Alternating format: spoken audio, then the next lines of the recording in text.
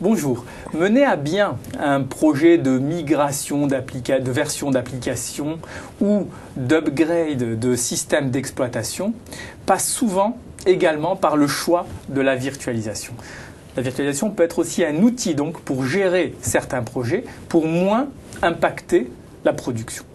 On comprend bien que si je peux tester, si je peux anticiper les choses, c'est parfois dans l'intérêt du succès d'un projet. Et c'est pourquoi on peut voir un très grand intérêt du choix de la virtualisation. Le second point qui pourrait être mentionné est celui que le design d'une solution, juste basé sur le choix de la virtualisation, peut être différent. Et c'est-à-dire que si une machine virtuelle ou même un serveur physique devait gérer un rôle particulier ou plusieurs rôles particuliers, rien n'empêche, grâce à cette flexibilité de la virtualisation, de dissocier ces rôles et d'avoir plusieurs machines virtuelles quand chacune remplit un rôle bien particulier. Et cela, parfois, rentre dans le cadre d'un projet pour maîtriser totalement le rôle de chacune des machines et parfois même pour aider à certaines fonctionnalités de type cet applicatif n'est pas supporté en cluster, est-ce que je pourrais avoir deux machines virtuelles qui feraient en sorte que quand l'une tombe, l'autre pourrait continuer de fonctionner ou ce type de choses. On comprend bien donc que la virtualisation répond à plusieurs besoins, dont celui-ci qui vient d'être mentionné. Pauline, est-ce qu'il y a d'autres éléments comme sur la compatibilité des applicatifs où cela pourra nous aider également? Oui, tout à fait. Compatibilité des applicatifs, mais aussi des systèmes d'exploitation, où là, Windows Server 2008 R2 et Hyper-V vont permettre de virtualiser des machines qui tournent soit sous des systèmes d'exploitation de version antérieure de Windows Server, comme Windows Server 2003. Donc là, par exemple, on est sur du 32 bits, alors que Windows Server 2008 R2, c'est du 64 bits. Je vais pouvoir faire tourner des applications qui tournent sur du 32 bits en machine virtuelle sur mon serveur autre en 64 bits.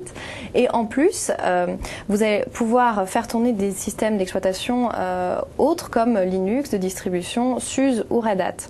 Donc comment ça se passe? Je vais, grâce à System Center Essentials, transformer ces machines physiques en virtuelles, donc ça s'appelle du P2V, et les faire tourner sur mon Hyper-V en machine virtuelle.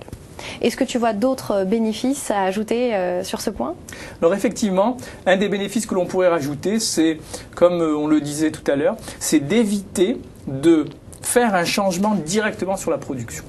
Si je sais très vite revenir à un état antérieur grâce à mes fichiers de machines virtuelles qui représentent un serveur physique, eh bien, je suis en mesure de tester, d'anticiper, de planifier et surtout de revenir à l'état qui est celui que je recherchais ou avec celui de moins de dégâts possibles pour très vite rentrer en production. Donc ça, c'est un des intérêts.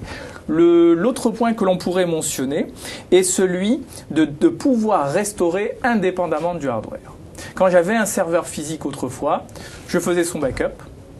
Et quand je voulais faire la restauration globale, je pouvais être amené à avoir des complications si jamais je n'avais pas un hardware plus ou moins identique, du fait des drivers et ce type de choses. Aujourd'hui, grâce à la virtualisation, on va garantir cette indépendance, cette autonomie par rapport à du hardware. Et si je poussais un peu le cas, cela voudrait dire que combien même j'aurais perdu une machine physique, est-ce que je peux restaurer ma machine virtuelle sur une autre machine qui n'est pas identique? Et la réponse est oui. C'est en tout cas un des autres intérêts qui pourrait totalement servir en utilisant la virtualisation.